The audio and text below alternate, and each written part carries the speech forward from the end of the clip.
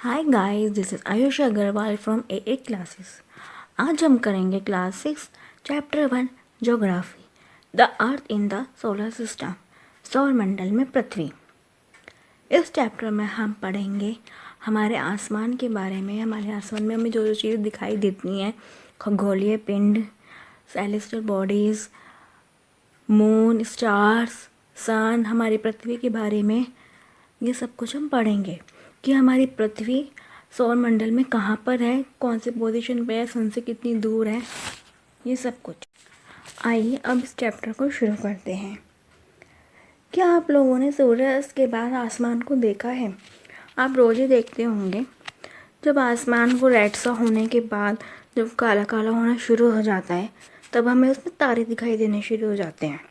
पहले एक तारा, फिर दो तारा, फिर धीरे धीरे करके बहुत सारे तारे, जो कि हमारे कुछ इस पिक्चर्स की तरह पूरा आसमान तारों से भर जाता है। कुछ ज़्यादा चमक रहा होता है, कुछ कम चमक रहे होते हैं, कुछ बहुत तेज़ रोशनी वाले होते हैं, कुछ हल्की हल्की रोशनी वाले होते हैं, लेकिन ये टिमटिमाते रहते हैं। टिमटिमाते रहते हैं मतलब रोशनी दिखती है, फिर अंधेरा, फिर रोशनी दिखती है, फिर अंधेरा, उसको टिमटिमाना बोलते हैं। देखो जैसे ये हमारा आसमान है जब सनसेट हो रहा होता है तब, और ये है जब सूर्यास्त यानी कि सनसेट हो चुका होता है, पूरा का पूरा तारों से भरा हुआ। ठीक है। Soon the whole sky is filled with tiny shining objects. Some are bright, others dim. जैसे कि भी मैंने आपको बोला कि पूरा आसमान छोटे छोटे चमकीली वस्तुओं से भर जाता है। कुछ चमकते हैं तो कुछ धुंधले होते हैं। Some of them do not twinkle, others do. They simply glow without any flicker, just as the moon shines. उनमें से कुछ टिमटिमाते नहीं हैं, वो लगातार ही शाइन करते रहते हैं। जैसे हमारा सूरज शाइन करता है वैसे ही, और जैसे हमारा चांद शाइन करता है वैसे ही वो एक ही पॉइंट पे रहते हैं और अपना रोशनी बिखेरते रहते हैं, टिमटिमाते नहीं हैं। Along with these bright objects, you may also see the moon on most of the days. अब आप तो रोज रात में चांद तो देखते ही होंगे।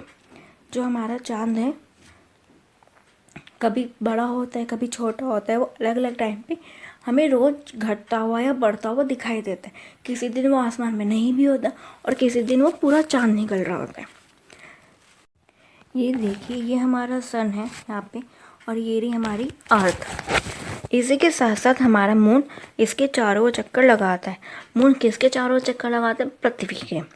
ठीक है। इसी दौरान ये कभी पूरा होता है, कभी आधा होता है। देखो ये रहे हमारे मून के अलग अलग शेप्स। ये पूरा चांद है, फिर एक टाइम ऐसा आता है जब चांद दिखाई ही नहीं देता है। ठीक है। फुल मून बोलते हैं हम, यानी कि जो पूर्णिमा की रात होती है, जब हमें चांद पूरा का पूरा दिखाई देता है, पूरा गोल दिखाई देता है। ठीक है। और ये सिर्फ महीने में एक बार ही दिखता है। और फिर आता है हमारा अमावस्या, यानी कि न्यू मून। न्यू मून बोलते हैं इसको क्योंकि इसके बाद नया चांद निकलता है, इसलिए इसको न्यू मून नाइट बोलते हैं, जब हमें चांद नहीं दिखाई देता है। हमें कभी कभी लगता तो होगा कि जैसे रात में हमें चांद तारे सब कुछ दिखाई देता है, दिन में क्यों नहीं दिखाई देता? दिन में इसलिए नहीं दिखाई देता क्योंकि सूरज की रोशनी इतनी तेज़ होती है कि इन सब की रोशनी उसमें दब जाती है, इसलिए हमें ये नहीं दिखाई देता। होते तो ये सारे आसमान में ही हैं, दिन हो चाहे रात हो, ये सब कुछ आसमान में ही दिखा होता है, लेकिन सूरज की रोशनी की वजह से हम उन्हें रात में देख नहीं पाते हैं, दिन में देख नहीं पाते हैं, और वो सारे के सारे हमें रात में ही दिखाई देते हैं, क्योंकि जब सूरज की रोशनी नहीं हो रही होती है। सेलेस्टियल बॉडीज, खगोलीय पिंड। अभी क्या होता है खगोलीय पिंड? जो भी हमें आसमान में दिखाई दे रहा होता है ना, जो भी सूर्य हो, चांद हो, या तारे हों, या कुछ भी ग्रह होते हैं हमारे, और भी बहुत सारी चीज़ें होती हैं, जो कुछ भी हमें दिखाई देते हैं ना, उसे हम खगोलीय पिंड कहते हैं, यानी कि सेलेस्टियल बॉडीज़ कहते हैं। खगोलीय इसलिए बोलते हैं क्योंकि वो आसमान में ही हैं, वो कुछ ना कुछ, सब चीज़ों का अलग अलग नाम है, उसको हम अभी आगे पढ़ेंगे। ठीक है। Some celestial body are very big and hot. कुछ खगोलीय पिंड जो हैं बहुत बड़े होते हैं आकार में और गर्म भी होते हैं।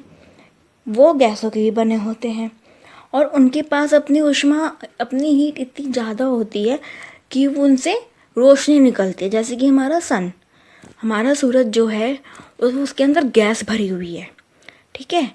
और वो क्या है, बहुत बड़ा भी है और बहुत गर्म भी है। आपको पता है ना, जब हम धूप में जाते हैं हमें गर्मी लगने लग जाती है। क्यों? क्योंकि सूरज की रोशनी बहुत गर्मी, हमें इतनी गर्मी देते तो कितना गर्म होगा, बहुत ज़्यादा गर्म होता है वो।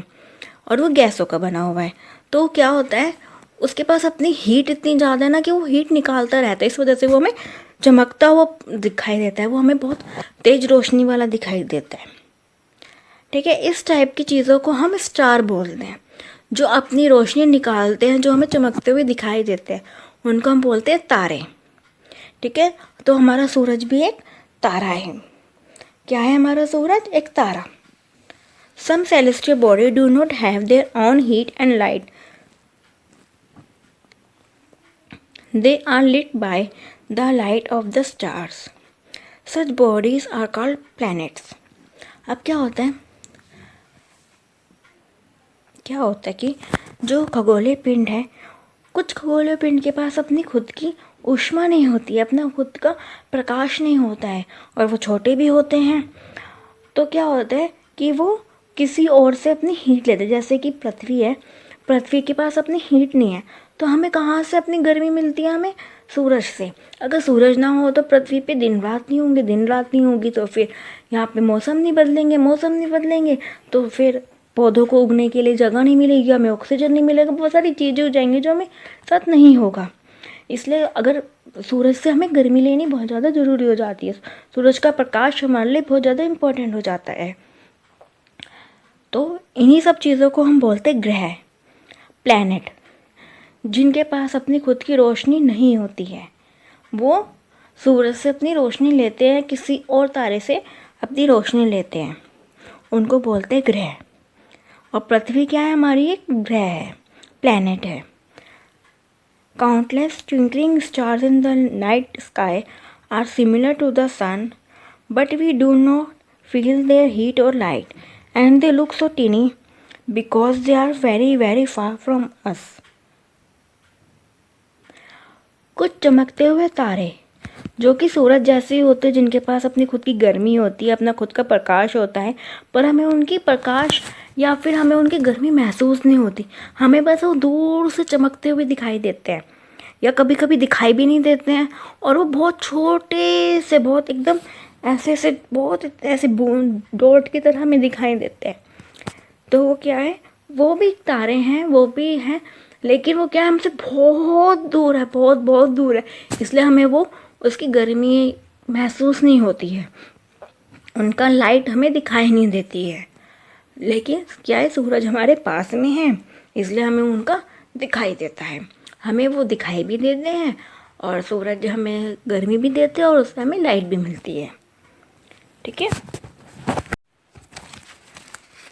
अब क्या है ना, देखो, जब कोई चिड़िया उड़ रही होती है या कोई हवाई जहाज उड़ रहा होता है, हमें दूर से कितना छोटा सा दिखाई देता है ना, कि देखो कितनी छोटी सी चीज़ हो गई जो, लेकिन जैसे हम पास में जाते हैं तो चिड़िया वो दिखाई देती है। वो तो चिड़िया नहीं, चील थी, वो इतनी बड़ी उड़ रही थी। और हवाई जहाज भी कितना बड़ा होता है, लेकिन हमें इतनी दूर से वो बहुत छोटा सा लगता है, ऐसा लगता है तो हमारे घर में ही आ जाएगा, लेकिन वो होता बहुत छोटा है, बहुत बड़ा है, लेकिन वो बहुत बड़ा होता है। ऐसे ही हमारे तारे होते हैं, दिखते तो बहुत छोटे छोटे, लेकिन ऐसा लगता है बहुत छोटे से एक बिंदु की तरह, और ये चमक रहे हैं जैसे कि हमारा डायमंड चमकता है, हमारा हीरे चमकता है। कितनी वो हमने बचपन में पोएम भी कहा था, ट्विंकल ट्विंकल लिटिल स्टार वाली, वैसे ही। तो जब हम तारों को देखते, कभी कभी उसमें कुछ ना कुछ आकृतियाँ सी बनाते रहते हैं, कुछ ना कुछ इमेजेस सी बनाते रहते हैं। ऐसे ना कुछ इमेजेस बना दी गई हैं हमारे द्वारा ही, उन्हें फिक्स कर दिया गया है कि ये इमेज बनेगी तो ये है, वैसा बनाएगा तो ये है। बाकी तो हम लोग अपनी ड्राइंग तारों में करते ही रहते हैं। Various patterns formed by different groups of stars, these are called constellations, तारामंडल। जो अलग अलग पैटर्न, जो अलग अलग आकृतियाँ स्टार्स, तारों के द्वारा बनाई जाती है, उसको हम बोलते हैं तारामंडल।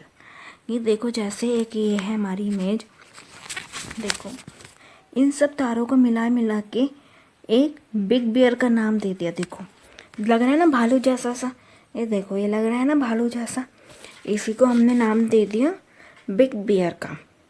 ठीक है, इसको हम उर्सा मेजर भी बोलते हैं, उर्सा मेजर या बिग बियर।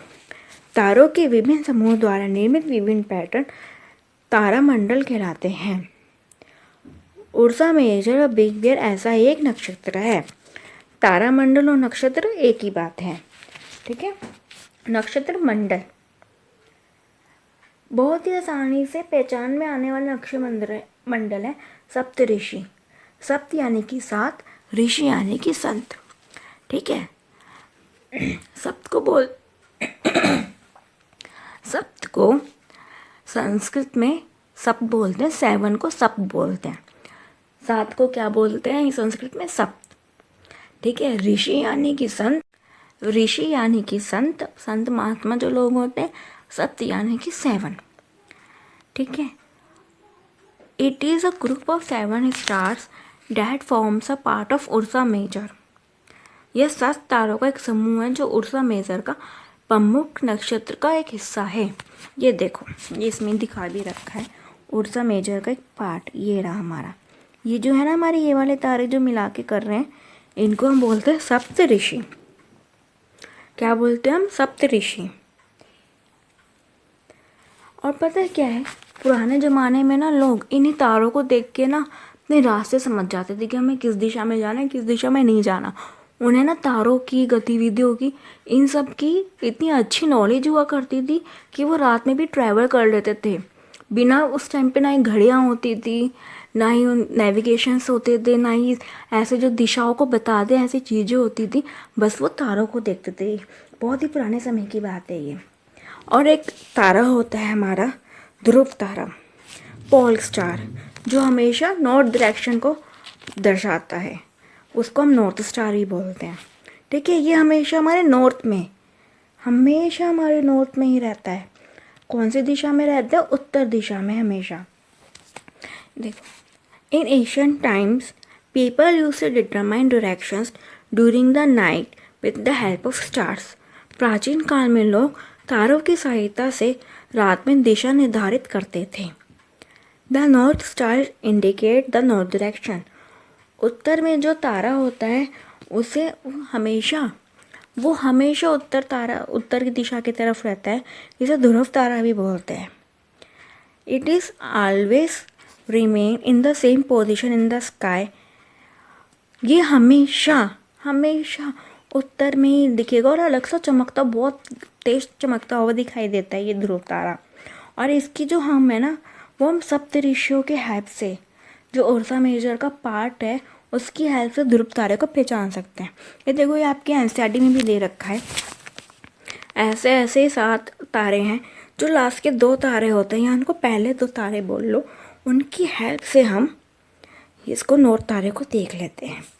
ये देखो, जैसे ये हमारे 7 तारे, ये 2 तारे एक ही डायरेक्शन में जा रहे होते हैं, इनकी हेल्प से हम पोल स्टार निकाल लेते हैं। ठीक है, ध्रुव तारा को पता लगा लेते हैं, क्योंकि ये आसमान में हमेशा एक ही स्थान पर रहता है। ऐसे काल्पनिक एक लाइन खींच लेते हैं और लगा लेते हैं, ये रहा हमारा ध्रुव तारा। Humans have always been fascinating gazing at the night sky. Those who study the celestial bodies and their movements are called astronomers. Aryabhatta was a famous astronomer of ancient India. He said that the moon and the planets shines due to reflect the sunlight. Today, astronomers are all over the world are busy exploring the universe. जो humans होते हैं ना, वो हमेशा रात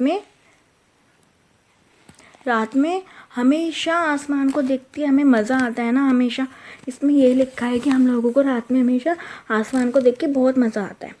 तो कुछ ना कुछ खगोलीय पिंड और उनकी जो मूवमेंट होती रहती है कि तारे, हमें ध्रुव तारा तो एक ही जगह दिखाई देता है, लेकिन चांद और चंद्रमा कभी हमें एक ही जगह दिखाई देता है।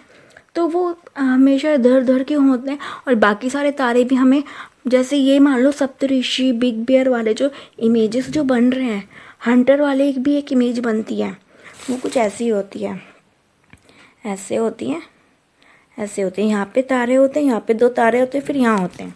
ठीक है, ये भी हमें सिर्फ सर्दियों में दिखाई देते हैं। तो ऐसे कुछ कुछ इमेजेस होते हैं जो हमें सिर्फ सर्दियों में दिखाई देते हैं, और कुछ कुछ होते हैं जो सिर्फ हमें गर्मियों में दिखाई देते हैं। तो अब ये होते क्यों हैं, इसको पढ़ने के लिए खगोल शास्त्री यानी कि एस्ट्रोनॉमर्स, जो तारों के बारे में पढ़ते हैं ना, हम उनको एस्ट्रोनॉमर्स बोलते हैं। तो हमारा जो भारत का सबसे पहला एस्ट्रोनॉमर जो खगोल शास्त्री था, जो तारों के बारे में पढ़ता था, उनकी गतिविधियों को देखता था, वो कौन था? आर्यभट्ट। ठीक है, ये सबसे प्राचीन भारत, मतलब बहुत पुराने टाइम में आर्यभट्ट थे।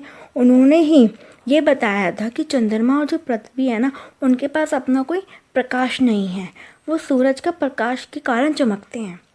ठीक है, यानी कि जो क्या है, अगर हम दूर पृथ्वी के बाहर जाके जैसे रॉकेट वॉकेट लॉन्च होते हैं, ठीक है, क्या करते हैं वो लोग? रॉकेट लॉन्च होते हैं या फिर कोई स्पेस शॉट जा रहा होता है, तो क्या कर होता है वहाँ पे, वो लोग देखते हैं कि ये तो नीला ग्रह है, हमारे पृथ्वी को नीला ग्रह भी बोलते हैं, चमकता हुआ दिखाई देता है थोड़ा बहुत, और सूरज भी बहुत चमकता हुआ और मून भी बहुत चमकता हुआ दिखाई देता है। क्यों दिखाई देता है? क्योंकि सूरज का जो प्रकाश है ना, वो उसकी वजह से। तो आज पहले तो बहुत ही कम एस्ट्रोनॉमर्स खगोल शास्त्री होते थे, तो तारों के बारे में, ग्रहों के बारे में, बाहर जो गैलेक्सीज हैं उनके बारे में बहुत कम पढ़ते थे। लेकिन आज बहुत पूरे वर्ल्ड में बहुत सारे ऐसे एस्ट्रोनॉमर्स हैं जो पढ़ रहे हैं और हमें नई नई नई चीज़ें बता रहे हैं। ठीक है गाइस, आज बस इतना ही। अब इसके आगे का हम नेक्स्ट वीडियो में करेंगे। अगर आपको मेरी वीडियोस अच्छी लग रही हो तो लाइक, शेयर एंड सब्सक्राइब जरूर कीजिएगा। Thank you very much.